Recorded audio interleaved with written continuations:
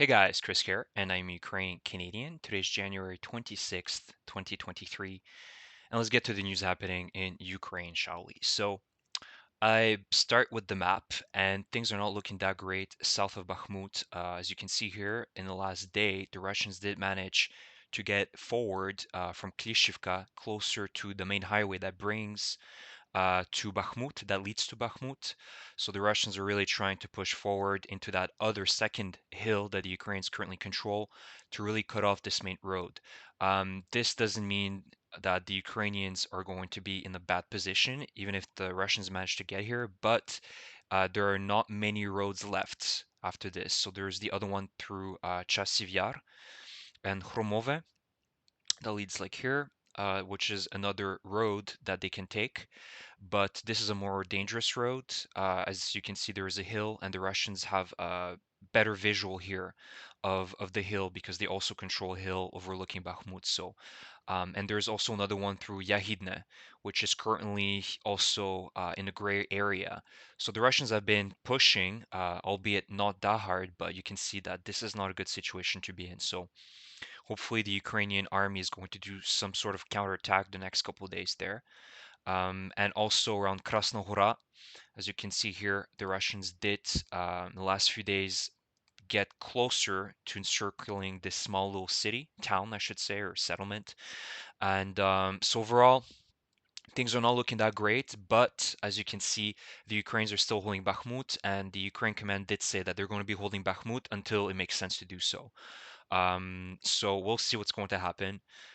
But I'm really hopeful that the Ukrainians are going to be able to hold on their ground, and the tanks are going to be coming soon for the Ukrainians to launch a massive counteroffensive, not only in the south of Ukraine, but also perhaps in this area to really stop the Russians with their massive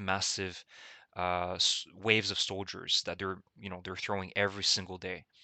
And it's been a meat grinder, but it's a meat grinder that these Russian soldiers are accepting. So unfortunately, the Ukrainians are at a massive disadvantage because the Russians, as I've said, do not value life.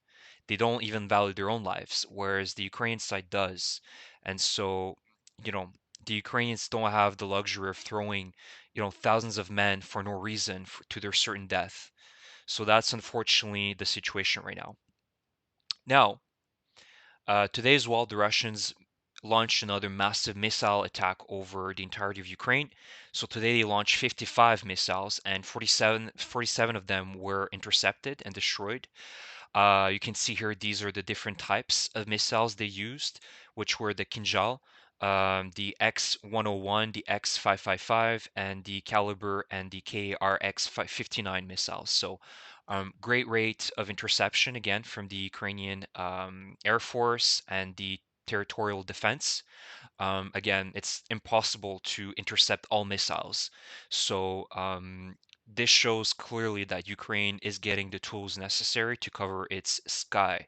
And most of them, again, were targeted towards Kiev. The Russians are trying to break morale of the people in the capital. But you can see that the numbers that they've been launching has been drastically being reduced over time. It used to be about 100 plus a couple months ago, and now we're getting to the couple dozen to about 50 maximum every 2 weeks. So clearly the Russians are missing, and their stockpiles are dwindling for sure. So that's that. Now we have more details about the tanks that Ukraine is going to be getting. Of course, I already mentioned it 2 weeks ago that the Ukrainians are going to be getting Challenger 2 tanks, about 14 of them. Now they're going to be getting the M1A2 Abrams from the United States, about 30 of them, 31 to be exact. And the M1A2 is the more modern version of the Abrams tank, so that's great. 14 from the Germany Leopard 2s, 14 from Poland. Um, Actually, I'm not sure if Portugal apparently pledged 4 Leopards, but then I saw an image that it was removed, so I'm not sure if Portugal was actually be sending them. But Canada also joined the group and said pledged to send 4 of them. Now Canada doesn't have many Leopards, so it's a big move from Canada because I think they have about 100-ish. But it's still great, and they're also negotiating to perhaps send more in the future. Now, Spain is sending the most. However, Spain is sending the Leopard 2A4s, if I'm not mistaken, which is the older version, iteration of the Leopard 2, which is from the 1980s. So it's still a solid tank, but it's not the latest version of the Leopard. So that's why they're sending a lot of them, because I think they're trying to modernize their tank fleet. Norway is going to be sending 8. Sweden's going to be sending 14. I think Netherlands doesn't have Leopards, but they made a deal with Germany to buy 14 tanks to send them to Ukraine. And now, correct me if I'm wrong here. Finland is going to be sending 10, and Denmark is going to be sending 6. So you can see here that the red is to be confirmed. So it's still, we need confirmation. From the Spanish side, it's still unconfirmed, but I think that really, to be honest, it's going to happen. Ukraine is mostly going to be getting what was promised from these countries. It's just, settling the details, the paperwork. So in the nearby future, the Ukraine should be getting a good amount of these tanks. So that's great news. Now, what was funny is that the Russians now are in coping mode, now claiming that these leopards are toothless and the Abram tanks are battered and useless pretty much. So they're trying to cope with the fact that the T90s are no match with these modern NATO tanks that are meant that were built to destroy the T90s, the T72s, the T80s that the Russians have. Let's not forget the T90 is just is a tank that's based on the T72. It still has the same issues with the autoloader and the turret just exploding and the famous turret tosses. The T90 has the same issues. And now you can see here on Россия 24, Russia 24, that are claiming that essentially during this broadcast, they had a graphic saying that in one air sequence, on-air sequence titled "Toothless Cats," the presenter said that German-made tanks were more primitive, heavier, less maneuverable, and had a shorter firing range compared with Russian T90s, pointing to an on-screen graphic showing a fictional battle between T90s and Leopard tanks. The news anchor said that half of the NATO platoon would be hit before even reaching the battlefield. So you can see here 2.5 kilometers, and surprise, half of the Leopard tanks are gone. Right? It's a very cute graphic, but we know that would be pretty much the opposite. And there's a lot of also reports that the Russians are having trouble um, building these T90s because they're missing a lot of critical parts in terms of the optics, the imaging, some of the the electronics that they require. They can't get them anymore, so they have trouble building these. And let's not forget the T-14 Armata, the new generation main battle tank that the Russians have been boosting about the last few years, but we still haven't seen a single, one in action in Ukraine. And that also is a disaster because the Russians can't figure out how to make it work. Apparently, there's issues with the engine, the transmission, the electronics is just all, busted. And even the soldiers that were operating those during the training in Russia are saying that they don't want to operate the T-14 Armata. So overall, the Russians are in a complete, it's a disastrous program. And we can see that every single day they lose more and more capacity to fight. So that's good news. And so if it was shown in Russia 24 that these T90s are so perfect, well, it must be true. This is the mindset within the Russian right now. I saw in Russia 24, it must be true, right? Um, and last but not least, this is from the Chief Intelligence Officer from Finland.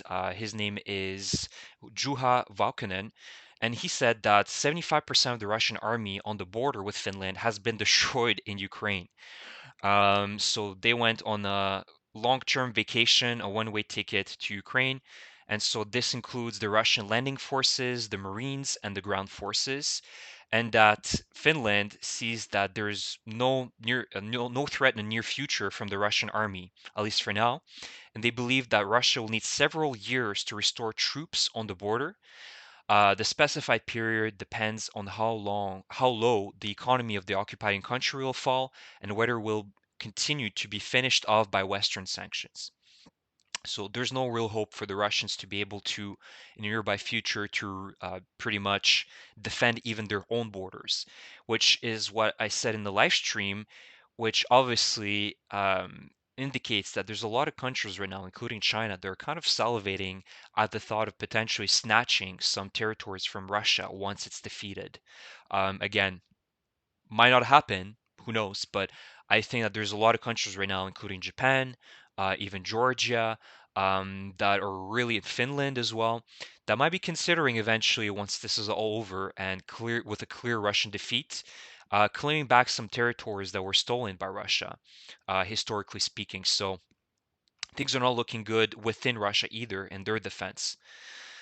So last video I want to show you, and this is Solovyov, our favorite little dog that barks very often in the Kremlin. And he has an argument with one of his guests, I guess, talking about scaring the Ukrainians. So let's begin. We set a task for the Russian army on February 24th. And what task have we set? Said this guy. Not to fight? To show the strength to scare, he says. Have we shown? Scared? Question mark, says Salvyov.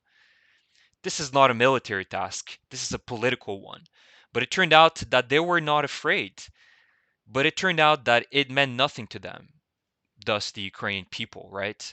So he was trying to say that this whole operation should have scared the Ukrainians. They should have just all accepted, capitulated within less than a week. Instead, it didn't work out. Surprise, surprise. Turned out it meant nothing to them. So, these guys are getting more and more angry because they know that there's no chance for a Russian victory.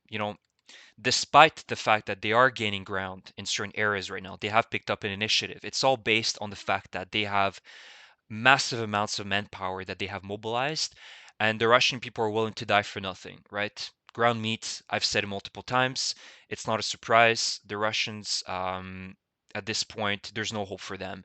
They're going to be okay with dying because they've been brainwashed and being told that NATO is at their doorstep, and if they don't fight in Ukraine, then it's them next. So there's no hope for the Russians to revolt or some sort of internal coup d'etat. That's not going to happen, and we can't count on that. So unfortunately, they will be moving forward, but with the new tanks that Ukraine is going to be getting, by spring, summertime, the counteroffensive is going to be pushing them back hard, and I truly believe that on all fronts. So that's it, guys. Thank you for your support. If you enjoy my channel, please subscribe. Leave me a comment about what you think in regards to these new tanks that are coming to Ukraine. Where should they be placing them? These Leopards, these Abrams, where would they be the most necessary right now? In Bakhmut, in Kremina, in Zaporizhia, or in Donbass, but closer to Mariupol, in Vuhledar? Let me know. And thank you so much, and I will see you guys in the next video. Take care.